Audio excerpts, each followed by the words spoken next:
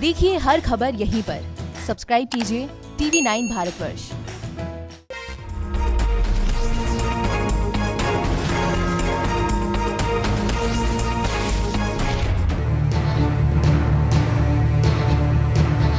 हर बात का एक वक्त होता है और अब धीरे धीरे वक्त करीब आ रहा है। वक्त करीब आ रहा है चीन को सबक सिखाने का, चीन को चित करने का, उसे मिटाने का, क्योंकि LAC पर चीन जो कर रहा है उसे लेकर भारत ने दो टूक कह दिया है, हटो वरना अब हम हटाएंगे। नमस्कार, मैं हूं दिनेश गौतम। हमारी अड़ी में आप सभी का बेहद स्वागत है। लेबनान को लेकर चीन में हलचल तेज है। चीन अपने केमिकल स्टोरेज की सुरक्षा बढ़ा रहा है, क्यों समझने की कोशिश करेंगे।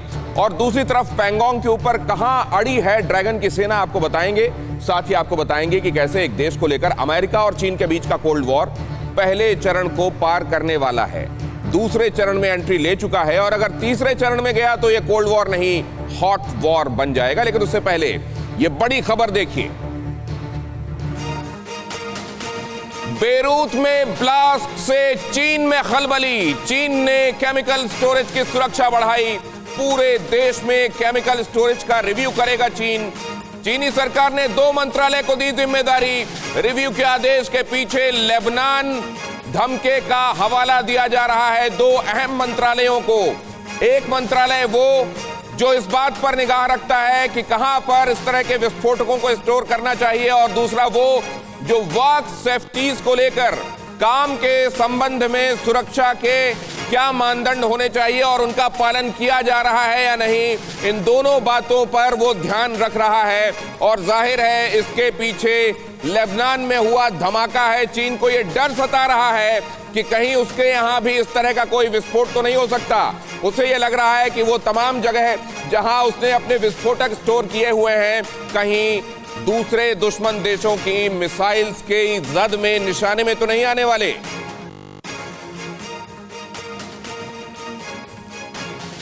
ये धमाका देखिए, और ये तस्वीरें जब चीन ने देखी होंगी तो जाहिर है चीन भी थर्राया है। चीन को भी ये समझ में आ रहा है कि जो कुछ दिखाई दे रहा है सब कुछ उतना आसान नहीं है। ये बिल्कुल वैसा ही नहीं है कि कहीं पर अमोनियम नाइट्रेट को इतने दिनों से स्टोर किया हुआ था और वहां पर किसी लापरवाही की वजह से यहां धमाका हो गया। इसके पीछे कुछ है, और वो जो कुछ है उसकी वजह से चीन भी घबराया हुआ है। Lieutenant general Sanjay Kulkarni, defence expert, हमारे साथ जुड़ रहे हैं। Major general Shashi Asthana, defence expert, हमारे साथ इस चर्चा का हिस्सा हैं। मेजर जनरल PK सहगल आपको नजर आ रहे हैं, थ्रू हो चुके हैं, हमारे साथ बैठे हुए हैं। मेजर जनरल अश्विनी सिवाच एक बार फिर हमारे साथ, और अशोक सज्जनहार साहब, पूर्व राजनयिक। आप सभी मेहमानों का बहुत स्वागत करता हूं। Good evening all. और सबसे पहले हम ये समझें कि चीन किस कदर घबराया हुआ है और क्यों घबराया हुआ है। जरा उन तस्वीरों को देखेंगे और ये देखेंगे कि चीन ने जब इसको देखा होगा तो उसके जहन में क्या कुछ आया होगा। बेरूत में ब्लास्ट हुआ है, चीन घबराया हुआ है, उसे लग रहा है मैं तो खल्लास नहीं हो जाऊंगा। और ये क्यों हुआ है ये जरा आप देखिए। बेरूत में जब ब्लास्ट हुआ तो शी जिनपिंग ने और उनकी ब्रिगेड ने इसको बहुत ध्यान से देखा है। लेबनान धमाके के बाद चीन में खलबली है। उनके यहाँ ये सोचा जा रहा है कि अमोनियम नाइट्रेट अगर स्टोर किया गया था तो जाहिर है इसको लेकर जो प्रोटोकॉल होता है, जो सेफ्टी प्रोटोकॉल होता है, उसको फॉलो किया गया होगा। उसके बावजूद यहां पर यह धमाका कैसे हो गया, और तब जबकि पूरी दुनिया चीन के साथ या चीन के खिलाफ, और ज्यादातर देश चीन के खिलाफ नजर आ रहे हैं, क्या ये चिंगारी जो एक बड़े धमाके का कारण बनी है कुछ कह रहा है क्या? और क्योंकि तमाम ऐसे देश जाहिर है जिनके षड्यंत्रकारी मंसूबे होते हैं, चीन जैसे, वो अपने यहाँ बड़ा बारूद का भंडार, अमोनियम नाइट्रेट जैसे विस्फोटकों का भंडार रखते हैं, तो अब उनको धुकधुकी ये हो रही है कि कहीं हमारे यहाँ पर भी इसी तरह का तो कुछ नहीं होने वाला। कहीं ऐसा तो नहीं होगा कि बाद में हम खोजते रह जाएं कि ये किस गलती की वजह से और लापरवाही क्यों की। वो रिपोर्ट जिसका हवाला देते हुए हम ये कह रहे हैं, उसमें चीन ने खुद भी ये कहा है कि बाद में स्टोरेज में कैसे धमाका हुआ, इसको लेकर जो रिपोर्ट्स होती हैं वो अक्सर शेल्फ कर दी जाती हैं। चीन ने केमिकल स्टोरेज की सुरक्षा बढ़ा दी है। बेरूत में ब्लास्ट के बाद शी जिनपिंग अलर्ट हो गए हैं। चीन की आपातकालीन प्रबंधन का निर्देशन, वहां जो मैनेजमेंट है जो कि आपातकालीन स्थितियों में क्या करना है इस पर निगाह रखता है। बंदरगाह, लॉजिस्टिक, वेयर हाउस की सुरक्षा को बढ़ा दिया गया है और यह सुनिश्चित किया जा रहा है कि कहीं कोई ऐसा व्यक्ति जो संदिग्ध है उसकी अप्रोच तो इन जगहों तक नहीं बन रही है। बंदरगाह, लॉजिस्टिक, वेयर हाउस की सुरक्षा को बढ़ा दिया गया है और जहां पर भी विस्फोटकों को स्टोर करके रखा गया है वहां पर यह सुनिश्चित किया जा रहा है कि कोई लापरवाही ना हो, कोई संदिग्ध वहां तक ना पहुंचने पाए, और क्या उनको और सुरक्षित करने के लिए किया जा सकता है, इस बारे में निगाह रखी जा रही है। सबसे पहले कुलकर्णी साहब से इस चर्चा को मैं खोलता हूं। कुलकर्णी साहब, क्या ये सिर्फ चीन नहीं, कई देशों के जहन में चल रहा होगा, और चीन क्योंकि उसकी दाढ़ी में तिनका है इस वक्त, इसलिए ज्यादा घबराया हुआ है? इसमें कोई शक नहीं दिनेश, की शक यही है उन्हें कि जिस तरीके से लेबनान में हुआ है और किसने किया है, किसको मालूम था कि इतना 2750 टन का एमोनिया नाइट्रेट उधर है, उसका लोगों को शक होने लग रहा है कि कहीं ये टैक्टिकल न्यूक्लियर स्ट्राइक तो नहीं है। तो इस तरह की जो बातें हो रही हैं, जरूर चीन के दाढ़ी में तिनका है, चीन को शक है, और शी जिनपिंग ने पूरे चीन की फौज को बिल्कुल अलर्ट कर रखा है। उन्हें कहा है मैं ये समझूं लड़ाई के हालात के लिए तैयार है। सिवाज सर के पास इस बात को लेकर जा रहा हूं। सिवाज सर, क्या ये समझ रही है दुनिया कि जो कुछ लेबनान में होता हुआ दिखाई दिया है और जो कारण प्रत्यक्षता बताए जा रहे हैं, असल में उसके अतिरिक्त भी बहुत कुछ है जिसका सामने सतह पर आना बाकी है, और ये बात चीन को चिंता में डाल रही है?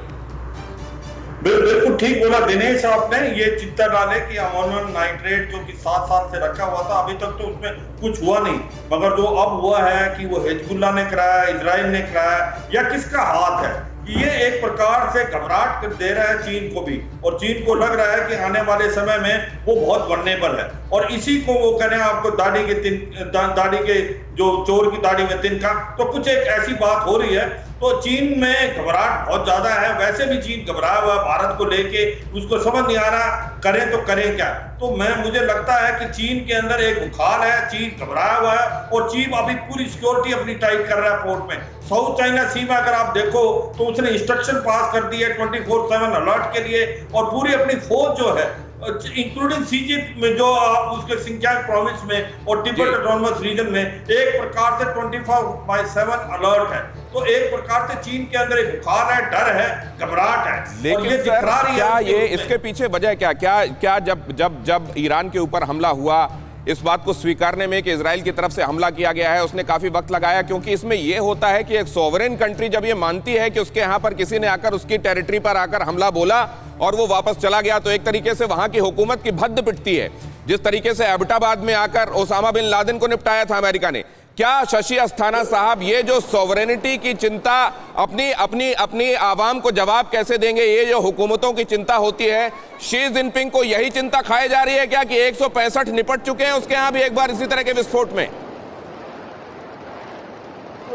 चीन को यह चिंता खाई जा रही है। कारण ये भी है कि विस्फोटक जहां भी जरूरत से ज्यादा मात्रा में होगा वहां पर खतरा हमेशा बना रहेगा, और उस खतरे का फायदा जो एडवर्सरी है वो उठा सकता है। आज की डेट में चीन के ज़्यादा से ज़्यादा एडवर्सरी हैं पूरे वर्ल्ड में, और चीन को अभी ये घबराहट होना लाजमी है कि हमारा जो भी ऐसा स्टोरेज है या जितने भी हमारे वल्नरेबल पॉइंट है, क्योंकि इन चीज़ों को मैं वल्नरेबल पॉइंट कहूँगा, मतलब खतरे का जो केंद्र बिंदु है, तो इस केंद्र बिंदु को कोई भी टारगेट कर सकता है। और जो कैपेबिलिटीज हैं अमेरिका की या बाकी ऐसे टेक्निकल देशों की जी, जो इतने स्पीड से और इतनी बारीकी से जब वो ओसामा बिन लादेन को ढूंढ पाए, तो इस किस्म की वल्नरेबल चीज को ढूंढना इतना कोई मुश्किल नहीं है। और ये मेरे विचार से चीन के लिए खतरे का संदेश है कि भाई आप टेक्निकल जो क्या सर इस बात से ये असल में ये समझा जा सकता है क्या कि ये नए तरह का एक वॉरफेयर है जिसको लेकर चीन कहीं चिंता में है? मैं सहगल साहब से इस बात को समझना चाहूंगा। पीके सहगल साहब अगर मुझे अभी नहीं सुन रहे हैं वो, तो मैं कुलकर्णी साहब को ये सवाल लेकर जाता हूं। कुलकर्णी साहब, कि फिर आपको एक्सप्लोजिव साथ में ले जाने की जरूरत ही नहीं है, आप डेटोनेट कैसे करना है ये देखिए। एक्सप्लोजिव तो वहां स्टोर होता ही है, और चीन को ये समझ में आ गया है कि इस तरीके से भी खेल हो सकता है। देखिए, जिस तरीके से आपके पास सैटेलाइट इमेजेस हैं, जिस तरीके से आपके पास पूरे जीपीएस पे सब कुछ डेटा लगा हुआ है, आपको सिर्फ मालूम ही होना है किधर क्या है, उसको डेटोनेट करने की ज़्यादा दिक्कत परेशानी नहीं आएगी। इसीलिए चीन को फिक्र है। चीन ने इसके बावजूद भी काफ़ी कोई टनल्स में अपने जो जितने भी न्यूक्लियर साइट्स हैं उनको टनलिंग करके रखा हुआ है। उसने अपने जो भी उसके साइट्स हैं उसको टोटल प्रोटेक्शन दे रखा है, इसमें कोई शक। लेकिन आज की तारीख में सैटेलाइट इमेजेस के होते हुए सब कुछ दिखता है, सब कुछ सबको मालूम है आपका कहां पर क्या है, आप कितने दिन कितना कहां पर क्या हरकत करें सब मालूम। तो इसीलिए चीन को घबराहट है। चीन को मालूम है कि जिस तरीके से अगर आप लेबनान में देखें, जो ऐसे लगता है कि पूरा वो जो पोर्ट टाउन है खत्म। जो आप देखें जो व्हाट्सएप पे जिस तरीके से पिक्चर बिल्कुल धमाके की धमक महसूस की जाए, सोचिए वो धमाका कैसा होगा। और उसको लेकर जाहिर है वो धमाका सिर्फ 250 किलोमीटर नहीं और कई सौ किलोमीटर ट्रैवल करके बीजिंग तक पहुंच गया है। अशोक सज्जनहार साहब के पास मैं जाऊं उससे पहले मैं ये समझता हूं कि देश, अलग अलग देशों ने, दुनिया के अलग अलग देशों में लेबनान के विस्फोटों को लेकर क्या रिएक्ट किया है, और उसके बाद मैं ये समझने की कोशिश करूंगा कि बीजिंग में ये जो घबराहट है वो कितनी जायज है। कहीं ऐसा तो नहीं है कि पहले से ही इस बात का हवाला देकर कि हमने तो अपनी सुरक्षा सुनिश्चित कर ली थी, कल अगर वहां कुछ ऐसा होता है तो वो किसी और की तरफ उंगली उठा सकता है, जबकि गलती या लापरवाही उसके घर में खुद की हो सकती है। पहले हम पहले ये देखते हैं कि लेबनान धमाके पर अलग अलग देशों ने पहले वो धुएं का उठता हुआ गुबार देखिए, बहुत ध्यान से देखिए वो गुबार जिसने 250 किलोमीटर तक लोगों को दहला दिया। जो आसपास थे उनकी तो छोड़ ही दीजिए, कई काल के गाल में समा गए, कई बुरी तरह घायल हैं, कई ऐसे हैं जिनका बचना मुमकिन नहीं है। ये भयानक हमला, हम हर संभव मदद के लिए तैयार, जांच के निष्कर्ष का इंतजार कर रहे हैं, ये कह रहे हैं डोनाल्ड ट्रंप। उनका कहना है कि हम जांच के नतीजों का इंतजार कर रहे हैं, और ये कुछ भी कहने से अभी इसलिए बच रहे हैं क्योंकि इसमें इजराइल की तरफ उठती हुई उंगली भी नजर आ रही थी। और अब दूसरा स्टेटमेंट देखिए, इमैनुअल मैक्रोन राष्ट्रपति हैं फ्रांस के, वो क्या कह रहे हैं वो देखिए।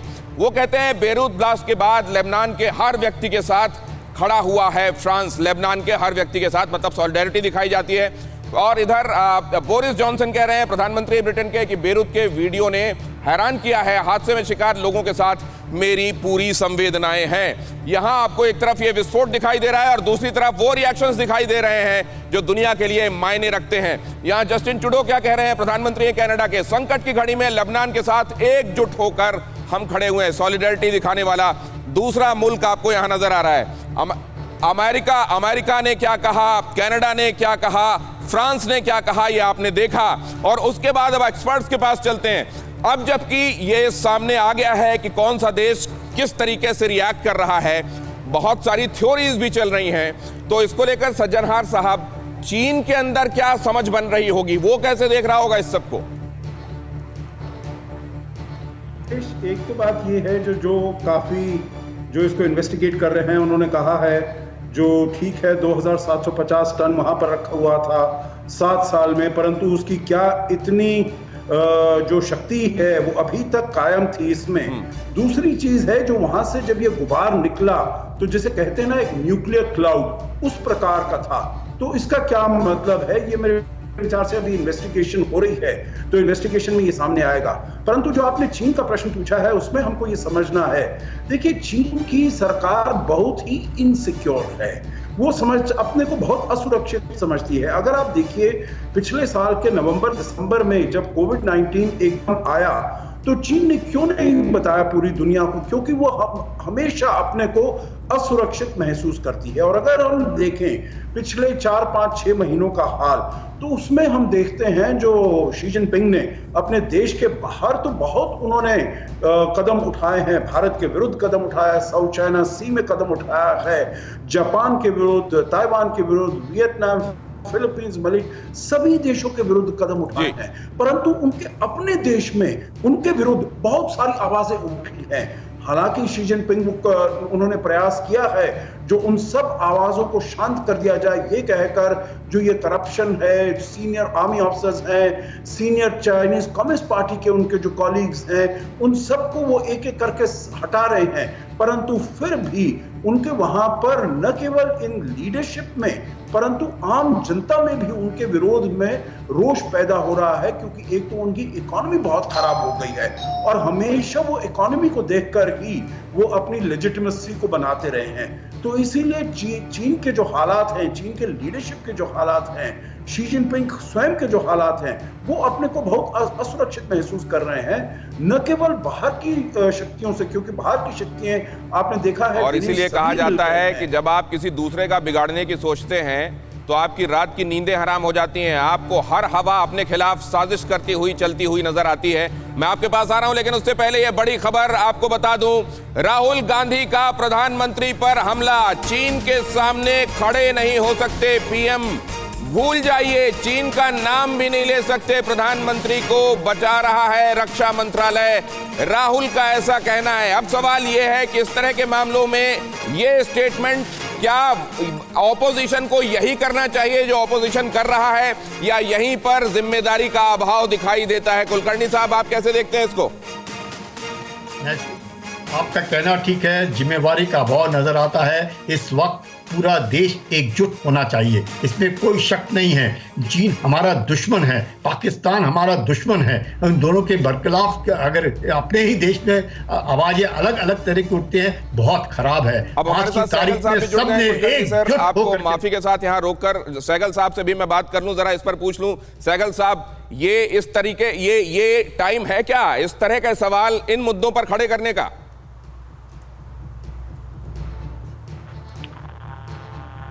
अभी आवाज सहगल साहब को नहीं जा रही है, लेकिन ये सवाल खड़े क्यों हो रहे हैं? ये सवाल इसलिए खड़े हो रहे हैं क्योंकि कई जगहों से बातचीत करने के बाद भी चीन की सेनाएं हटी नहीं है। खासतौर से पैंगोंग का वो इलाका जहां वो जमे हुए हैं, नीचे तो थिनिंग हो रही है, लेकिन ऊपर रिजेस में, नकल्स में जहां चढ़े हुए हैं, यहां ऊपर की तरफ रिजेस से वो खाली नहीं कर रहे हैं। मैं पहले आपको यह दिखाता हूं कि वो कौन सा इलाका है। कहा यह जा रहा है कि पैंगोंग के नॉर्थ शोर में, एक रिपोर्ट के मुताबिक पैंगोंग के नॉर्थ शोर में एक ग्रीन टॉप है। अब हालांकि कई एक्सपर्ट्स से जब मैं बात करता हूं तो ये कहते हैं कि ग्रीन टॉप इस तरीके का नहीं है कि उसको ग्रीन टॉप कहा जाए, कुछ एक बुशेस हो सकती हैं, लेकिन ज्यादातर बुशेस वो ये बताते हैं कि दक्षिण के इलाकों में है।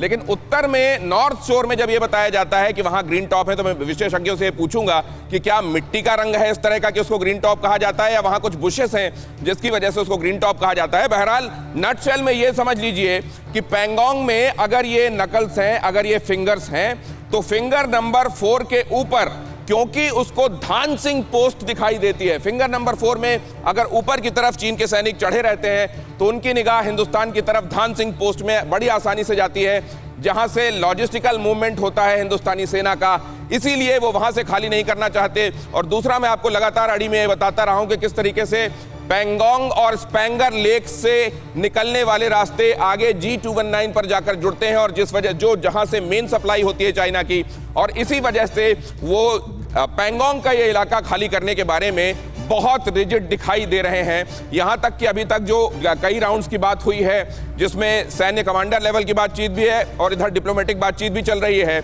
उसमें बाकी जगहों पर तो वो रजामंद होता है, लेकिन पैंगोंग को लेकर वो फिर भी अपनी जिद कायम किए हुए है। क्यों कहा जाता है इसको ग्रीन टॉप? क्या ग्रीन टॉप एरिया में वो चढ़े हुए हैं, और क्या यहां से नीचे से थिनिंग होनी शुरू हो गई है, लेकिन ऊपर से वो नहीं हटेंगे? अगर नहीं हटेंगे तो हिंदुस्तान ने अब ये कह दिया है कि अब हम खाली कराएंगे।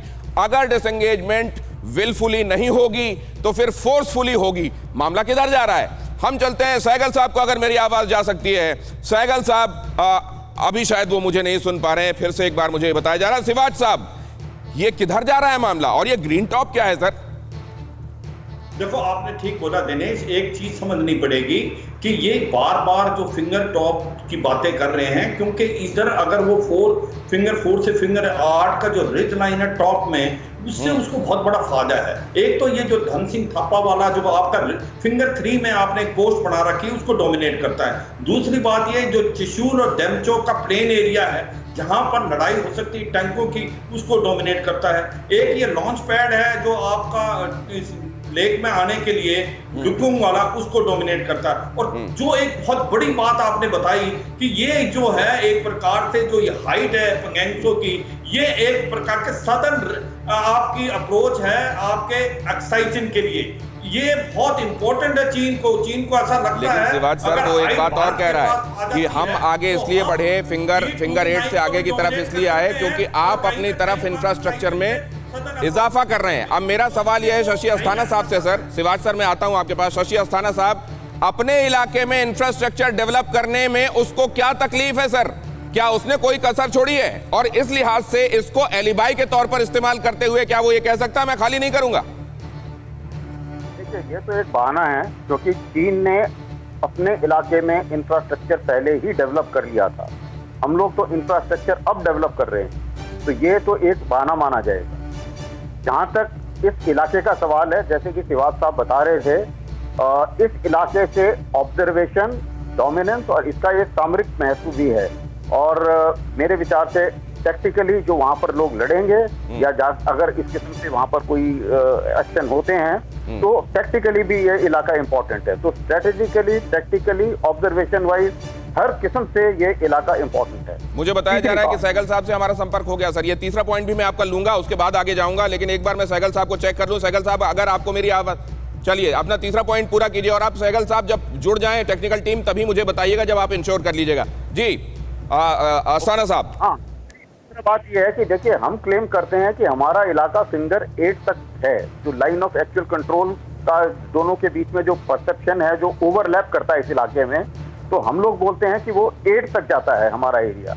वो लोग बोलते हैं कि नहीं, उनका एरिया 2 तक जाता है। लेकिन हमारी मौजूदगी है 3 में, और ये लोग जिस इलाके में अभी बैठे हुए हैं उस इलाके में कॉन्फिडेंस बिल्डिंग मेजर के मुताबिक इन्हें नहीं होना चाहिए था। यानी कि फिंगर 4 और 8 के बीच में ये जितना भी कुछ जमावड़ा इकट्ठा हुआ है या जो कुछ भी बनाया जा रहा है, ये कॉन्फिडेंस बिल्डिंग मेजर के मुताबिक इलीगल है।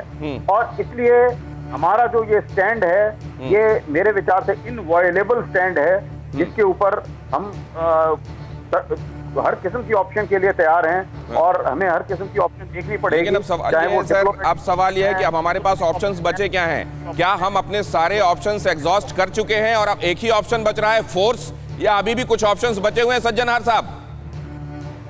अरे दिनेश, देखिए, अभी हमारे पास बड़े ऑप्शंस हैं, हमारे आर्सेनल में बड़े ऑप्शंस हैं। क्योंकि जो देखिए, जंग की बात है, जहां तक लड़ाई की बात है, वॉर की बात है, that is the last step. अभी मैं कहूं तो हमारे पास एक तो इकोनॉमिक एरिया में बहुत सारे उनके विरुद्ध हैं जो हम स्टेप्स ले सकते हैं। देखिए दिनेश, मैं एक चीज आपको कहूंगा, आपने अपने प्रोग्राम में भी किया था कुछ दिन पहले, चीन के एम्बेसडर सुन ने यहाँ पर एक जो वक्तव्य दिया था, उन्होंने कहा बॉर्डर के इशू को कंपार्टमेंटलाइज कर दीजिएगा, उसको साइड में छोड़ दीजिएगा, और जो हमारे मुद्दे हैं और जो हमारे संबंध हैं, हमारे जो ताल्लुकात हैं, उनको आगे बढ़ने दीजिएगा। देखिए, उनके दिमाग में ये समझ नहीं आ रही, और हमारे विदेश मंत्री ने फिर उनसे कहा था, जो अगर बॉर्डर पर शांति नहीं है, पीस ट्रैंक्विलिटी नहीं है, तो और किसी क्षेत्र में हम आगे नहीं जाएंगे। आपने देखा, अभी कन्फ्यूशियस सेंटर्स को हमने कहा है, तो उनकी बीजिंग से ये आवाज आई है, जो आप नॉर्मल कोऑपरेशन को, जो साझेदारी है, उसको चलने दीजिए। तो मेरे विचार से हमारे हाथ में अभी एक तो इकोनॉमिक है, उनका सबसे बड़ा जो मेरे ख्याल से हमारे हाथ में उनकी पल्स है, वो है हुआवे है, वो है ZTE है। अभी तो हमने 59 ऐप्स ही किए हैं, उसी से वो। तो आप ये कह रहे हैं कि अभी बहुत सारे ऑप्शंस हैं जिनको एग्जॉस्ट करना बाकी है। लेकिन सर, कुलकर्णी साहब क्या इसी बात का फायदा वो उठा रहा है? उसको ये मालूम है कि अभी और भी मेरे को तब तक पुश किया जाएगा और लास्ट रिजॉर्ट रखा जाएगा कि अब काइनेटिक सिचुएशन अराइज हो। क्या इसी बात का फायदा वो उठा रहा है? वो जानता है कि बहुत देर तक मुझे आजमाया जाएगा और चांस मिलेगा। दिनेश, सबसे पहले तो मैं ये कहूँगा कि जो लास्ट ऑप्शन है उसकी पूरी तैयारी होनी चाहिए, उसके साथ साथ सारे ऑप्शन इस्तेमाल करने चाहिए, लेकिन लास्ट ऑप्शन जो है वो तैयारी 100% होनी चाहिए। सबसे बड़ी बात, China believes in strength and respects strength. उसके बाद आप इकोनॉमिक सैंक्शन, डिप्लोमेटिक एंगेजमेंट, बाकी अलायंसेस सब कुछ करते रहे, ये लड़ाई हमारी है। Last option must be We should be ready for। उसके बाद अब आप देखिए जिस तरीके से साउथ चाइना सी में क्या कर रहे हैं, ईस्ट चाइना सी में अमेरिका क्या कर रहा है, हॉर्मुज, स्ट्रेट ऑफ हॉर्मुज में अमेरिका क्या कर, जबरदस्त दबाव। ताइवान में कहाँ जा रहे हैं, वो हल्ला कर रहे हैं, अमेरिका जा रहा है ताइवान में, उनसे एंगेजमेंट कर रहा है, हांगकांग में एंगेजमेंट हो रहा है। इससे क्या होता है, जबरदस्त दबाव पड़ता है चीन के ऊपर। जब आप उनको मालूम है कि क्या हुआ, जैसे आप पहले बात कर रहे थे लेबनान के बारे में, कोसोवो में जब चीन ने देखा कि अमेरिका ने क्या कर दिया कोसोवो के अंदर, चीन हिल गया। उसके बाद चीन ने अपना मॉडर्नाइजेशन शुरू किया और चीन को लगने लगा कि अगर उसको जिंदा रहना है, उसका वो जो सोचता है कि वो सेंटर ऑफ यूनिवर्स है, अगर उसने उस स्थिति पे जाना है तो उसने जो अमेरिका ने कोसोवो में किया उसके बरखिलाफ उसकी कार्रवाई होनी चाहिए। इसने इतना मॉडर्नाइजेशन, इसने उसका इतना इक्विपमेंट ऑर्गेनाइजेशन, इसने वो space force, strategic force, support force, ये सब रिऑर्गेनाइजेशन, उसका जो वेस्टर्न थिएटर का कमांडर है वो शी जिनपिंग का जिगरी दोस्त है। क्यों इस तरह की कार्रवाई? शी ने खुद वर्दी डाल दी है। अब शी ने वर्दी डाल करके अपने ट्रुप्स को बोला है लड़ाई के लिए तैयार रहो। ये क्या कारण है? हम लोगों ने शी नहीं मानेगा। शी को तभी तो पता चलेगा जब हम लास्ट ऑप्शन के लिए हमारा वो तैयार है। उसके बाद आप जो मर्जी ऑप्शन लगाओ, आप देखोगे चीन वापस जाएगा।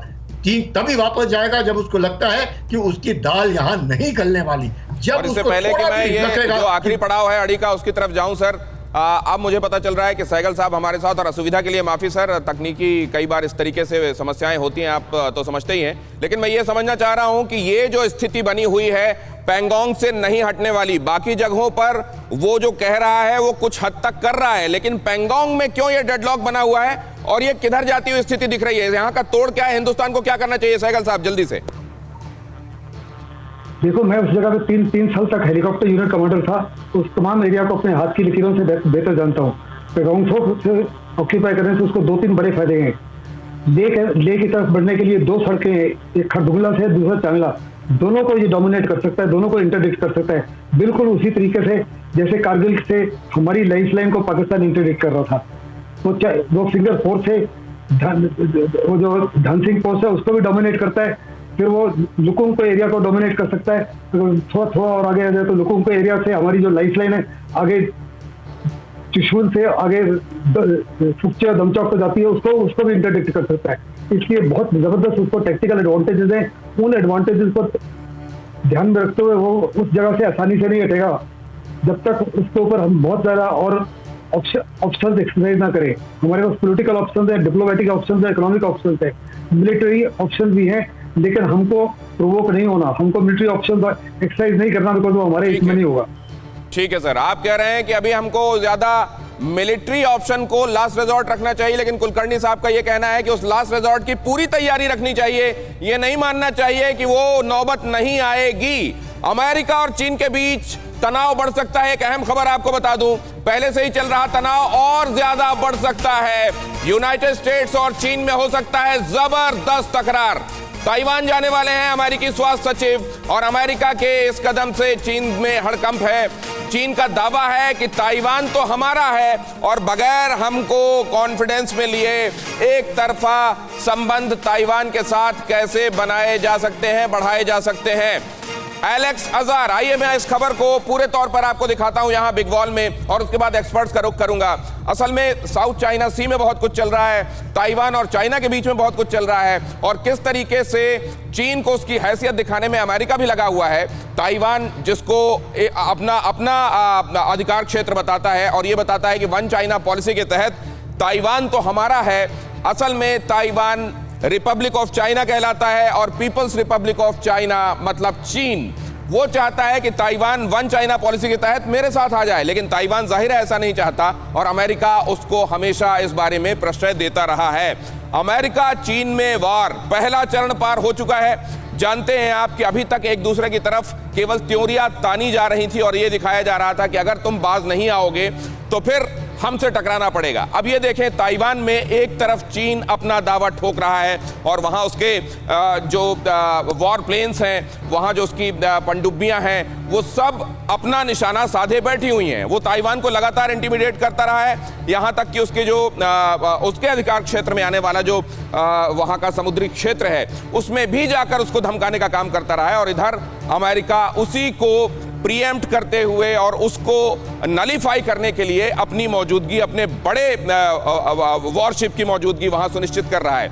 लेकिन अब सवाल यह है कि जब ताइवान में अब अमेरिका के टॉप हेल्थ ऑफिशियल को भेजा जा रहा है, और इस खबर को देखने के बाद, इस खबर के सामने आने के बाद ताइवान जाने वाले हैं अमेरिकी स्वास्थ्य सचिव, ये खबर सामने आने के बाद चीन ने बड़ी सख्त प्रतिक्रिया दी है और यह कहा है कि आप ऐसा करके हमको और भटकाने का काम कर रहे हैं। 1979 में दोनों देशों के बीच संबंध टूटा था। अमेरिका और चीन में अब ये अगला कदम किधर जा रहा है? अमेरिकी कदम का ताइवान ने स्वागत किया है। अमेरिका के इस कदम का ताइवान ने, चाहे वो हथियारों के देने का मामला हो या हमेशा चीन के खिलाफ एक दीवार बनकर ताइवान को बचाने का काम हो, अमेरिका ने हमेशा यह सुनिश्चित किया है कि ताइवान कंफर्टेबल रहे। लेकिन इस बात से चीन में खासी परेशानी होती रही है और अब यह मामला आगे किधर जा रहा है, क्योंकि अमेरिका लगातार यह दिखा रहा है कि आपकी टाइज को हम तोड़ेंगे, जिन जगहों पर हाथ रखने से आपको दर्द होता है वहां पर हाथ और रखा जाएगा। इस बात को लेकर आइए अब मैं मेहमानों के पास चलता हूं। एक खबर आपको और ये बताता चलूं कि साउथ चाइना सी में जो टेंशन चल रहा है, जब मलेशिया ने इस बात को पुरजोर तरीके से उठाया तो माइक पॉम्पियो ने ये कहा कि वो तमाम आसियान देश जिनको तकलीफ है उनको आना चाहिए और बात करना चाहिए, लेकिन सिंगापुर ने और मलेशिया ने अपने आप को इससे दूर रखा है। इंडोनेशिया ने असल में इसमें शिकायत की थी, सिंगापुर और मलेशिया इससे अपने आप को दूर रख रहे हैं। ऐसा क्यों है? वहां के सारे देश एक साथ क्यों नहीं आ रहे हैं, एक पाले में क्यों नहीं आ रहे हैं? क्यों अब भी कुछ खुद को तटस्थ रखने की कोशिश में है? सवाल ये भी। सज्जनहार साहब से मैं इसकी शुरुआत करूंगा। सर, ये भी शायद दबाव बनाने का ही तरीका है, लेकिन ये पूरे तौर पर कारआमद क्यों नहीं हो रहा है? कुछ एक देश अपने आप को पाले में बीच में क्यों खड़ा रख रहे हैं? देखिए, आपने बहुत महत्वपूर्ण प्रश्न किया है दिनेश, और इसका मैं जो पहले भी आपने कहा, जो अमेरिका के स्वास्थ्य सचिव वहां पर जा रहे हैं, तो असल में अमेरिका का जो सिस्टम है, वहां का जो सेक्रेटरी हेल्थ है वो एक्चुअली मंत्री है, तो वहां के स्वास्थ्य मंत्री जा रहे हैं ताइवान में। और अगर देखा जाए तो 1979 के बाद अब जो ये विजिट होगी, ये सबसे उच्च स्तरीय विजिट है। इससे पहले 2014 में और 2000 में कुछ और ऑफिशियल विजिट्स भी हुई हैं, परंतु ये सेक्रेटरी हेल्थ का जाना उनके लिए बहुत, चीन को बहुत तिल मिला रहा है, क्योंकि इसका मतलब है जो उन दोनों के बीच में ये संबंध हो रहे हैं, राजनयिक संबंध हो रहे हैं, डिप्लोमेटिक संबंध हो रहे हैं, जिससे कि चीन को बहुत ही दिक्कत आ रही है। जहां तक आपने उसका बात कही है, जो आपने दूसरी चीज कही है, सिंगापुर खुद को अलग रख रहा है, वो कह रहा है कि मैं इसमें नहीं पड़ूंगा मैरीटाइम झगड़े में। क्यों सर, अब भी अपने आप को अलग रखने की कोशिश क्यों? हाँ, नहीं, देखिए, उसमें ऐसा है, ये वाले जो देश हैं, सिंगापुर है, मलेशिया है, ये वाले देश जो हैं बहुत ही ज्यादा निर्भर हैं चीन के ऊपर व्यापार के मामले में। और वहां पर जो उसने अपना बेल्ट रोड इनिशिएटिव, वहां पर उन्होंने बहुत इन्वेस्टमेंट किया हुआ है। तो जैसे आपको मालूम है मालदीव्स का है, उसके ऊपर पैसों के हिसाब से उसके ऊपर दबाव डाल सकते हैं। तो इसीलिए यहाँ के जो ये देश हैं, ये किसी का पक्ष नहीं लेना चाहते। मतलब एक बात यह है सर कि जिन देशों को अभी सीधे सीधे आंच नहीं लगी है, वो अब भी ये चाह रहे हैं कि उनका बिजनेस पहले प्रोटेक्ट होता रहे। अरे जिएंगे तो बिजनेस भी करेंगे, ये बात क्यों नहीं समझ में आ रही है इनको? अस्थाना साहब, इसको लेकर मैं अस्थाना साहब से जरा बात कर लूं कि अब नहीं तो कब? कोविड से बड़ा खतरा इससे पहले दुनिया में कब आया है सर? बिल्कुल, उनको भी एक साथ आना चाहिए। अभी हो क्या रहा है कि जो आसियान कंट्रीज हैं, इसमें भी दो ग्रुप हैं। कुछ हैं जिनका EEZ एक्सक्लूसिव इकोनॉमिक जोन जो है वो चीन के साथ क्लैश कर रहा है, उनकी 9 डैश लाइन के साथ, तो वो तो खुल के पीछे आ रहे हैं, इसके अगेंस्ट हैं। लेकिन कुछ लोग ऐसे भी हैं जिनको इस चीज से कोई विशेष फर्क नहीं पड़ रहा, तो वो न्यूट्रल रहना चाहते हैं। और जैसे कि आर्थिक दबाव की बात सज्जनार साहब ने बताया, अभी मैं एक पॉइंट आपको बहुत जरूरी बताना चाहूंगा, ये है ताइवान के बारे में। ताइवान में अमेरिका ने जब एक बार वन चाइना पॉलिसी एक्सेप्ट की थी, उसके बाद उन्हें यह लगा कि उनसे गलती हो गई है, तो उन्होंने ताइवान ट्रैवल एक्ट भी किया। उसके बाद अभी रिसेंटली चीन के ऊपर दबाव डालने के लिए National Defense Authorization Act pass किया है। उसके बाद में उन्होंने एक और एक्ट पास किया है जिससे उनको और ज्यादा सामान दिया जा सके लड़ाई का। अब ये जो हाई लेवल विजिट है, ये ताइवान ट्रैवल एक्ट का एक नमूना है, जिसको और ज्यादा अच्छी तरीके से इन्होंने अभी किया है। एक ताइवान डिफेंस एक्ट भी पास करा है उन्होंने। तो अब इसका मतलब चीन ने, अमेरिका ने साफ बता दिया है कि अगर ताइवान पर हमला होता है तो वो एक तरीके से ट्रिगर है। इसका मतलब ये लड़ाई शुरू हो जाएगी। आप एक इशारा कर रहे हैं सर, अस्थाना सर, आप एक इशारा कर रहे हैं, और इसको लेकर कुलकर्णी साहब के पास मैं जाता हूं। कुलकर्णी साहब, क्या इशारा ये है कि हमको भी वो नसें समझ लेना चाहिए? वो तिब्बत हो तो हमको दबाना चाहिए, अगर वो जिनजियांग में हमको आवाज उठानी है तो हमको उठाना चाहिए। क्या अब हमको ये शुरू कर देना चाहिए सर? इस पे कोई शक नहीं। क्विड प्रो क्यो, जैसे वो बिहेव करता है उसके साथ उसी तरीके से हम लोगों ने बिहेव करना चाहिए। पर चीन ये क्यों करता है? चीन ने, आप जब कहते हैं पैरासेल आइलैंड में उन्होंने जो आर्टिफिशियल आइलैंड्स को अब बढ़िया एक तरीके से मिलिट्री पोस्ट बनाया, रातों रात नहीं बनाया, इतने सालों से बनाते आ रहे हैं। ये जितने भी देश हैं, चाहे वो फिलीपींस है, चाहे वियतनाम है, मलेशिया है, सिंगापुर है, ब्रूनी है, ताइवान, ये सब चुपचाप बैठे रहे। हम लोग भी जब देखते रहे ये क्या कर रहे हैं, जब उसने बना लिया, फिलीपींस को तो फिर भी ये बेनिफिट ऑफ डाउट दे दीजिए कि वो गया, कम से कम वो इंटरनेशनल कोर्ट में गया, वो ट्रिब्यूनल में गया, उसने बात कही और उसके बाद फैसला भी आया। लेकिन कई तो एकदम मौन साध कर बैठे रहते हैं सर, ये किस बात का इंतजार कर रहे हैं? सवाल ये ये इसलिए कर रहे हैं कि उनको मालूम है आर्थिक स्थिति। आप देखिएगा कि चाइनीज पॉपुलेशन इन देशों में कितनी है, उसी से आपको पता चल जाएगा इनका झुकाव क्यों है और किस लिए है। अब ये भी देखूंगा बहुत जरूरी और है। सिवाज साहब और सहगल साहब के पास जाऊं उससे पहले एक बड़ी खबर आपको बता दूं। चीन के इशारे पर नाच रहा है पाकिस्तान और पाकिस्तान ने सऊदी अरब को धमकी दी है। कश्मीर पर साथ देने को लेकर तनातनी चल रही है। आईओसी को लेकर पाकिस्तान के विदेश मंत्री ने धमकाया है और कहा है कि कश्मीर पर जल्द बैठक होनी चाहिए। और उसने तो ये तक कह दिया है कि आईओसी में वो कंट्रीज जो कश्मीर को लेकर हमारे जैसा नजरिया रखते हैं या बात रखना चाहते हैं वो हमारे साथ आए। आईओसी में वो मुल्क जो इस पर तटस्थ रहना चाहते हैं या कुछ नहीं कहना चाहते वो बेशक जाएं, हमको इसकी परवाह नहीं है। ये किधर जा रहा है मामला, ये भी इसलिए समझना आवश्यक है क्योंकि चीन हमारे लिए कई फ्रंट्स खोलना चाहता है और जाहिर है उसने 5 अगस्त को जब 1 साल पूरा हुआ 370 एब्रोगेशन को लेकर तो उसने कहा कि ये ठीक नहीं किया गया, ये यूनिलैटरली कर दिया गया ये सब कुछ। सहगल साहब टिप्पणी। देखो, जहाँ तक चीन और पाकिस्तान का ताल्लुक है, चीन और पाकिस्तान जो बोलना चाहते हैं बोले। दुनिया आज हिंदुस्तान के साथ में है, ओआईसी कंट्रीज हिंदुस्तान के साथ में। ओआईसी कंट्रीज में सिर्फ तुर्की और मलेशिया थे जो। फिर फ्रेम फ्रीज हो रहा है सर। आज मुझको लगता है आप जिस जगह पर हैं वहां सिग्नल्स का कोई प्रॉब्लम है। सिवाज साहब के पास में जा रहा हूं। सिवाज साहब, ये नोइंगली किया जा रहा है क्या पाकिस्तान की तरफ से? पाकिस्तान ये सोच रहा है क्या कि वो जो आयरन ब्रदर की संज्ञा उसको दे दी गई है चीन की तरफ से, उस पर हर हाल में खरा उतर कर दिखाना है उसको? देखो, बिल्कुल ठीक बोला आपने दिनेश। एक प्रकार से चीन जो पाकिस्तान है घबराया हुआ है। आज की तरफ आईओसी के अंदर वो अकेला है। अभी सऊदी अरेबिया, यूएई वो भारत की तरफ मिल गए हैं। तो एक प्रकार से अब वो ना टर्की एक ऐसा देश है या मलेशिया जो उसके साथ खड़ा है। बाकी जो आईओसी के अंदर आज पाकिस्तान के साथ कोई नहीं खड़ा, कोई नहीं पास करेगा कोई रेजोल्यूशन कश्मीर के अगेंस्ट। तो ये पाकिस्तान को समझना चाहिए सारा तख्ता बदल गया है और चीन कितना ही प्रेशर डाल ले। आज आप समझने की कोशिश को, अमेरिका का प्रेशर बहुत ज्यादा है यूएई और सऊदी अरेबिया पे भी। जो आप बात ताइवान की भी कर रहे हो, आप समझने की कोशिश करो। चीन किसी से डरता है तो वो डरता है अमेरिका से। जब से साउथ चाइना सी में यूएसएस निमतीज और यूएसएस रोनाल्ड रेगन उसने डाल दिए, F-22 और F-33, 35 जहाज डाल दिए, ताइवान को दे दिया, उसकी घबराहट बहुत बढ़ गई है। तो एक प्रकार से ये समझने की कोशिश करनी पड़ेगी कि चीन एक प्रकार से अमेरिका से अब भी बहुत डरता है और अमेरिका का बहुत इन्फ्लुएंस है ये मुस्लिम वर्ल्ड में भी। जो आपके मिडिल ईस्ट है, सऊदी अरेबिया, यूएई, ये जो गढ़ है आईओसी का, वो अभी भी अमेरिका की सुनते हैं और वो आज भारत की तरफ उनका बहुत झुकाव है। तो एक प्रकार ये माननी पड़ेगी पाकिस्तान और चीन अकेले पड़ गए हैं। अगर चीन समझता है कि वो पूरे वर्ल्ड को इस प्रेशर में डाल के, एक प्रकार से प्रेशर में डाल के दुश्मनी हासिल करके वो दूसरों को गिरा सकता है, वो गलत है। आज जमाना बदल गया है। आज क्या अशोक सज्जनहार साहब से ये भी मैं समझ लूं कि अशोक सज्जनहार साहब बड़ी आसानी से उसको सबक सिखाया जा सकता था कूटनीतिक तरीके से भी, लेकिन अफगानिस्तान में अमेरिका का जो स्टेक है उसको देखते हुए वो भांप रहा है कि मेरे ऊपर उतना दबाव नहीं डाला जा सकता, इसीलिए वो प्याले से उछलकर बाहर आ रहा है क्या? जी बिल्कुल, आपने बिल्कुल ठीक कहा है, क्योंकि उसने देखा है जो अब अमेरिका को पाकिस्तान की आवश्यकता है, एक वो, और दूसरा है चीन उसके साथ मिला हुआ है।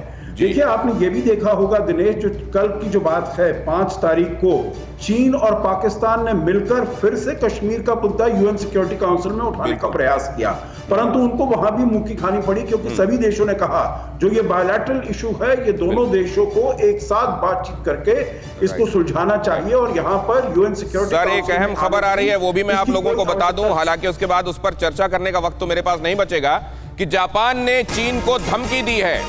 जापान ने इस चाइना सी में दखल अंदाजी को लेकर धमकी दी है और बार बार चाइनीज जहाज आने पर जापान भड़क उठा है। चाइनीज जहाज आने पर कार्रवाई करने के लिए कहा है, सेल्फ डिफेंस फोर्स कर सकती है रिएक्ट। जापान ने यह चेतावनी दे दी है। उसने कहा है कि अब उकसाहट उस लेवल पर पहुंच गई है कि अब हमारी तरफ से रिएक्ट किया गया तो सेल्फ डिफेंस में ऐसा करने का पूरा अख्तियार हमें है। बहुत धन्यवाद हमारे मेहमानों का हमारे साथ जुड़ने के लिए। एक बहुत clear cut line of demarcation है जो चीन के साथ और चीन के खिलाफ दुनिया को अलग कर रही है, लेकिन कुछ एक ऐसे हैं जो इस डिमार्केशन लाइन पर अब भी खड़े हुए हैं, ना वो इधर है ना वो उधर। जो तटस्थ हैं समय लिखेगा उनका भी अपराध अड़ी, क्योंकि हमें है देश की पड़ी।